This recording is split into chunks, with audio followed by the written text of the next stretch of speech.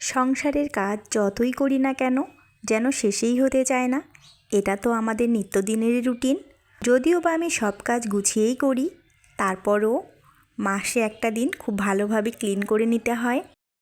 আর তাছাড়া প্রত্যেক মাসে একবার হলেও রান্নাঘর ভালোভাবে পরিষ্কার করা উচিত। হাই এভরিওয়ান, আসসালামু আলাইকুম। সবাই কেমন আছেন? আশা করছি ভালো আছেন।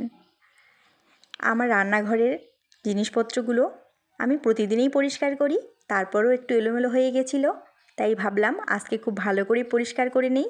দেখেন হাঁড়ি পাতিলগুলো সব আমি ধুয়ে টেবিলের ওপর রেখে দিয়েছি। অল্প কিছু দিনের মধ্যেই যেহেতু রোজা, তাই রোজার আগে রান্নাঘরটাকে ডিপ ক্লিন করে রাখছি। আর রোজার আগে আমি সব কাজ একটু গুছিয়ে রাখার চেষ্টা করছি। আর রান্নাঘরে যেহেতু এগুলো থাকে, তাই তেল চিটচিট ভাব একটু পড়েই যায়। প্রতিদিন ধোয়া হলেও মাসে একবার ভালো করে ওয়াশ করতে হয়। কিচেন র্যাকটার অবস্থা দেখেন আমার খুবই একটু খারাপ হয়ে গিয়েছিল, তেল চিটচিটে ভাব পড়ে গিয়েছিল, একটু ময়লাও হয়েছিল। তাই ভাবলাম এটাকে খুব ভালো করে ক্লিন করে আবার সুন্দরভাবে জিনিসপত্রগুলো গুছিয়ে রাখি, এতে মন থেকে অনেক ভালো লাগে। আর আমার কাছে পরিপাটি থাকাটা একটু বেশি ভালো লাগে। পরিষ্কার থাকলে যেন রান্নাঘরে আসলেও একটু ভালো লাগা কাজ করে, নিজের কাছেও অনেক স্বস্তি লাগে।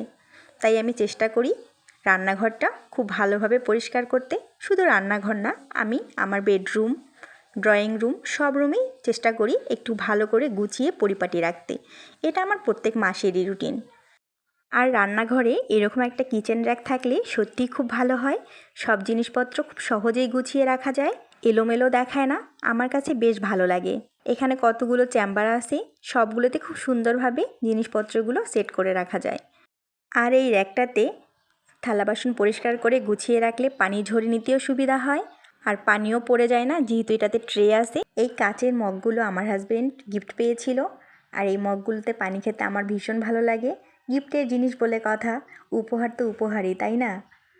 ব্যবহার করতেও অনেক ভালো লাগে।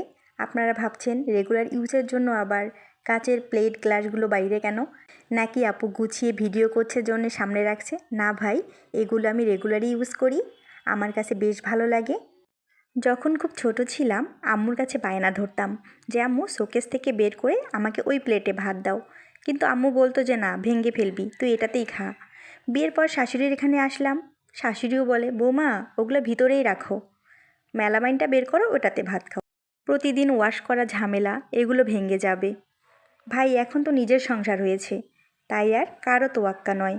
নিজের প্লেট ভাঙবো, ফেলবো, আঁচড়াবো, যাই করি না কেন আমারটা ভাঙবে। তাই আমি রেগুলার ইউজ করি, আমার কাছে বেশ ভালো লাগে।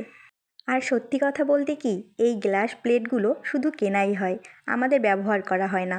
আমি দেখছি আমার দাদি, আমার মা, আমার শাশুড়ি শুধু শোকেসেই তুলে রাখে। যখন পুরনো হয়ে যায় তখন এগুলো আর চলে না। পরবর্তী ছেলের বউ আসে যখন, তখন বলে মা এগুলো তো পুরাতন, ওল্ড মডেল, এগুলো আর রাখে কী হবে, নতুন কিনতে হবে। অথচ আমরা ছোটোবেলা থেকে এগুলোতে খেতেই পারি না। আর আমি শেষে চিতই পিঠার শাঁসটাকে খুব ভালো করে ওয়াশ করেছি। এবার আমি পলি দিয়ে মুড়িয়ে রাখছি, এতে করে কোনো ময়লা পড়বে না। আর বারবার তো এগুলো ধোয়া যায় না, মাটির জিনিস, ভালো করে মুছেই পিঠা বানাতে হয়, তাই ভালো করে মুছে টুকে রেখে দিলাম।